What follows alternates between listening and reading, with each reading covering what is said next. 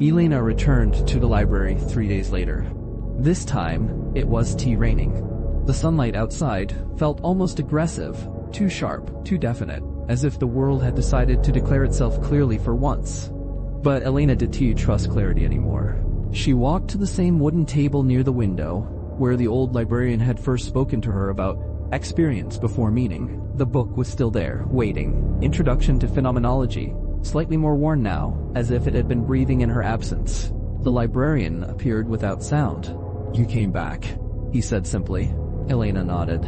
"I think something is happening to the way I see things. That's usually how it starts." She sat down, but instead of opening the book, she looked around the room. The shelves, the dust in the light, the faint creak of the building, all of it felt strangely exposed, like it had lost its usual disguise of familiarity.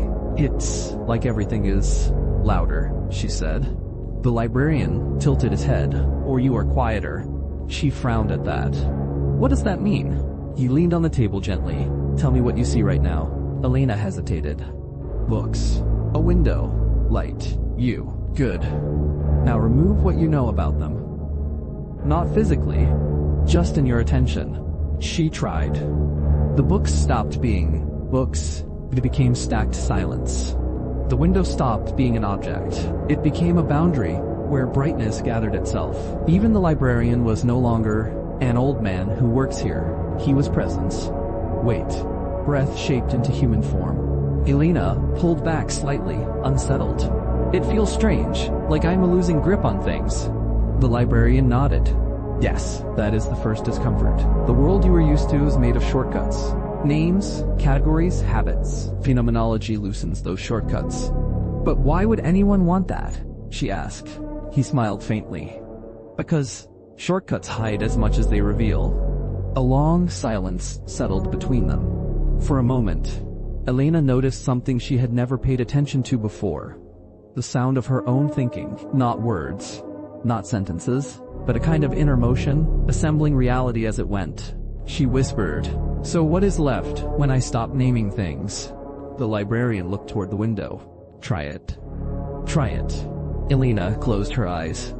At first, there was confusion, her mind reaching for labels like a reflex. But slowly, something softened. The room was no longer a collection of objects. It was a field of appearances. Sound without source. Light without object. Breathing without owner. Even Elena felt less like a fixed identity and more like a passing point, where experience briefly gathered itself. She opened her eyes quickly. "I don't know how to stay there," she said. We're not supposed to stay," he replied. "Phenomenology is not escape. It is attention. You return to the world, but without forgetting how it appears." Elena looked at the book again. This time, she did see a philosophy text. She saw ink, trying to capture something that refuses to stay still. Outside, a bird landed on the windowsill. For a moment, it was just a bird. Then, without effort, she almost fell back into naming it. But she caught herself. And instead of thinking bird, she simply stayed with what was given. Feathers shifting in light. Tiny movements of balance. A living pause resting on wood. The bird flew away. And nothing in Elena's mind followed it.